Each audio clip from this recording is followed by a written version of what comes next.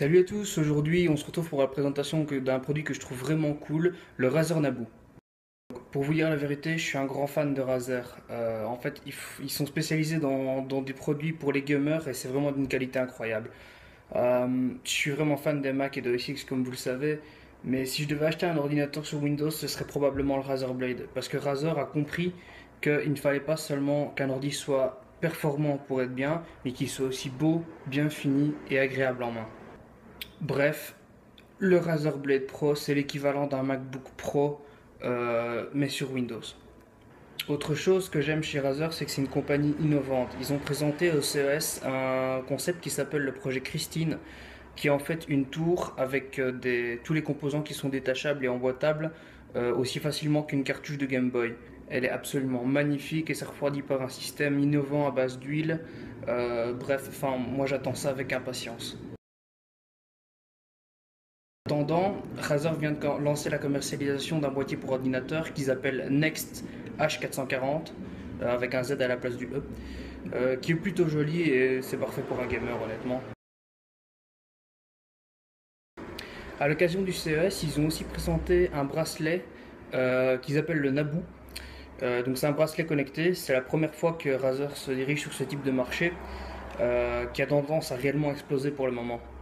La première fois que j'ai entendu parler d'un bracelet connecté, c'était le Nike Fuel Band, qui était vraiment orienté sport.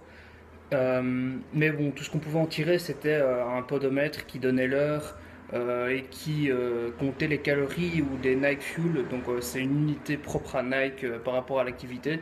Et donc on avait une barre de progression sur le bracelet qui nous donnait un peu où on en était par rapport à l'objectif qu'on s'était fixé pour la journée.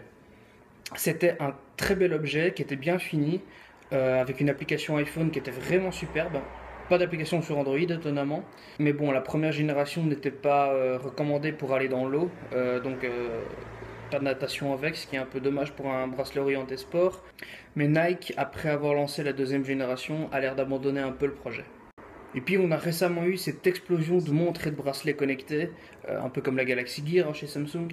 Euh, et aujourd'hui, Razer veut sa part du gâteau. Sauf qu'ils font les choses différemment, puisque leur bracelet s'adaptera à une utilisation grand public, évidemment, mais avec une idée toujours d'un bracelet, d'un appareil orienté pour les gamers. Alors vous allez me dire, mais Denis, pourquoi est-ce que tu nous parles de ce bracelet? Le CES c'était il y a 5 ou 6 mois, pourquoi aujourd'hui? Alors tout simplement parce que Razer propose à 500 fans de la marque qui en feront la demande de participer au test de la bêta du bracelet. Donc il faut payer 1 $, je pense, pour l'avoir, plus les frais de livraison.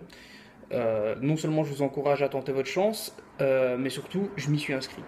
Alors si je suis parmi les heureux élus, je vais faire une série de vidéos qui expliqueront un peu ma relation par rapport au bracelet, ce que j'en pense, mais aussi comment fonctionne la relation entre les bêta-testeurs et l'entreprise Razer.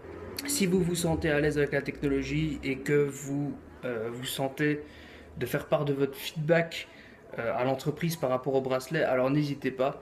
Allez vous inscrire sur le lien que j'ai mis dans la description. L'envoi des bracelets devra commencer normalement vers le 10 juillet. Donc voilà, ça c'est ce qu'on pouvait dire sur le Naboo. N'hésitez pas à commenter la vidéo si vous êtes parmi les heureux élus du programme, évidemment. À partager votre avis, mettre le pouce bleu si vous avez aimé la vidéo, c'est toujours la petite récompense.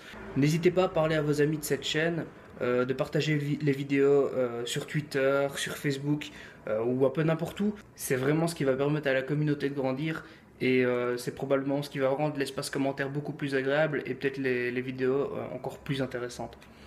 Donc c'était Denis pour Connex et moi je vous dis à la prochaine pour une prochaine vidéo. Ciao!